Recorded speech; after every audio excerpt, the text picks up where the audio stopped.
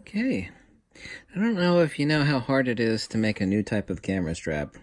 I've seen probably 400 different designs of camera straps, so I brainstormed it and I figured it out. The one thing they all have in common is they're either too big or bulky, or they're also too low quality, or like this one, for example. I didn't make this one. They have buckles that actually hang down near the camera that, will bang up against the camera. I can make a strap much better than this. So this one's lightweight, easy to make, heavy leather strapping, brass rivets. This cordage is rated for 2,000 pounds, so I'm pretty sure it'll support any camera. And these are actually spring steel clips. They're actually made in Switzerland. This is leather dye, by the way. These are spring steel clips made in De Schweiz, Switzerland. Did I say Netherlands? These are Swiss, excuse me. Pieces are sewn with extremely thick nylon sewing cord, wax sewing cord, so these are never going to come out. And this is the final product. So this is a wholly unique camera strap. You can actually see it the other side, so tell me what you think.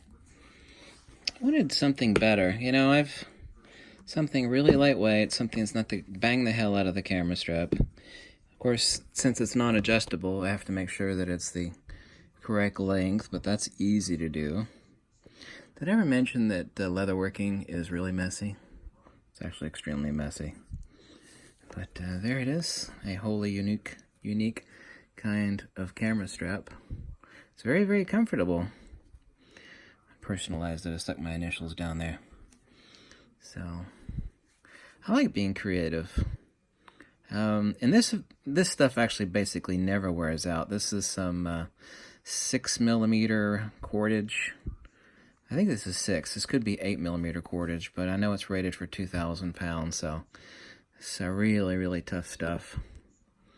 And whoops, I zoomed in there accidentally. Sorry about that. That's it. I thought I'd show you that. I like being creative. I have absolutely no hesitation in using this and trusting the camera hanging off of these fasteners. The way I sewed these, and then to drop abrasion, I covered them with silicone tape. It doesn't hold it together. Silicone taped it to reduce abrasion, and then put shrink wrap over it. So, anyway, thanks for watching.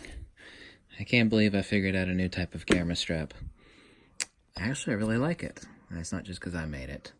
I thought I'd share that for you. I got this at a flea market down in Florida. I always love looking for leather tools. They're actually really hard to find. I could buy stuff like this, but why? They don't make stuff like this anymore. Not good stuff, anyway. Most leatherworking tools today are made in China, and they're really pretty crappy. Thanks for watching.